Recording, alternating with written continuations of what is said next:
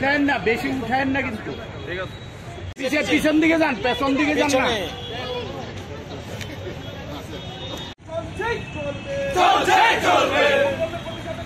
ওগুলির দিকেও একটু খেয়াল রাখতে হবে। শুধু আমি শহরের 1-2টো ব্রাঞ্চকে একদম ভালোভাবে করলাম এগুলি দিয়ে হবে না। আমার 150টা ব্রাঞ্চ, আমার উপার্জন কিন্তু ওই 150টা ব্রাঞ্চ দিয়ে কিন্তু আমার ইনকাম আসছে। আর যেহেতু আমি গ্রামীণ ব্যাংক, আমার শুধু রুরালে কিন্তু আমার বিস্তারটা বেশি, ওইখান থেকে কিন্তু আমার মেন বিজনেসটা আসে এগুলি মূলত। দ্বিতীয়ত আরেকটা মুখ্য দাবি আছে যে গ্রামীণ ব্যাংকের গ্রাহকদের যাতে ঋণ প্রদানের সরলীকরণ করা হয়। রিসেন্টলি দেখা যাচ্ছে ছোট লোন নিতে গেলেও কমার্শিয়াল ব্যাংকের মতো নিয়ম নীতি হচ্ছে। কমার্শিয়াল ব্যাংকের মতো যদি নিয়ম নীতিগুলি একদম হঠাৎ করে লাগু হয়ে যায় তাহলে কিন্তু কেউ গ্রামীণ ব্যাংকে আসবে। আমরা জানি যতই আমরা চেষ্টা করি যে 1 নম্বরে পজিশনে যাওয়ার, বাট SBI বা PNBর সাথে কম্পেয়ার করতে গেলে, তুলনা করতে গেলে আমাদেরকে আরও মজবুত হতে হবে। এখনও আমরা ওই জায়গায় যেতে পারিনি। চেষ্টা করছি, আমাদের হিউম্যান রিসোর্স খুব ভালো, একদিন আমরা 1 নম্বরেই যাব। বাট হুট করে যদি এখন থেকে এত রেস্ট্রিকশন নিয়ে আনে তাহলে কিন্তু আমরা ব্যবসায়ী করতে পারবো না। সাধারণ গ্রাহকদের, যারা গ্রামের গরিব লোক, তাদের ছোট ছোট ঋণ প্রদানও অনেক অসুবিধার সম্মুখীন হতে হচ্ছে ব্রাঞ্চগুলিকে। এগুলি তো ব্রাঞ্চ লেভেলে কেউ আর ম্যানেজমেন্টকে তুলতে পারবে না। এই কারণে জয়েন্ট ডেভেলপমেন্ট ফোরামের পক্ষ থেকেই আমরা কিন্তু ইস্যুগুলি তুলে ধরেছি।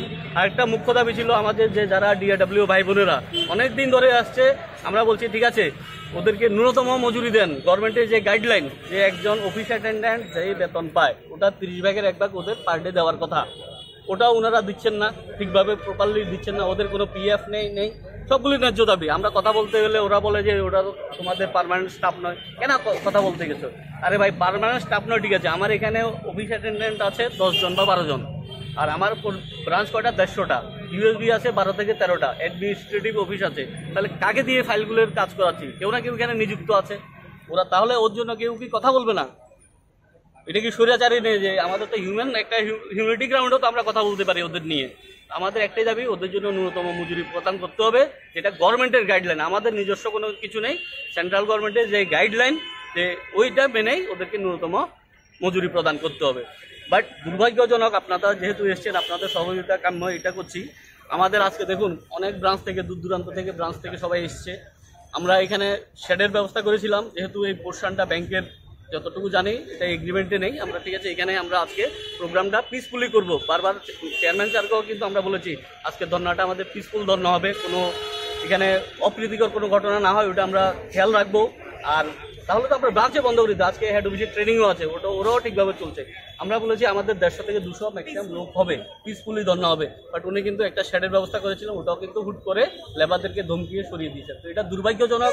যদি ওনার কোনো অবজেকশন থাকতো তাহলে JDF নেতৃত্বের সঙ্গে কিন্তু উনি ফোনেও কথা বলতে পারতেন যে ওনার কী ইস্যু।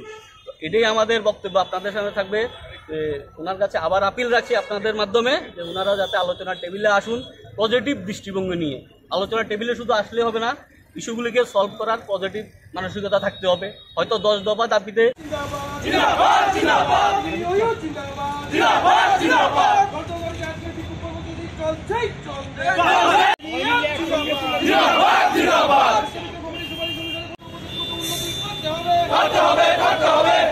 তারা ঘুরাইলু দারাস কালি তুলে আরম্ভ করছে, সবাই হাত তুললেন।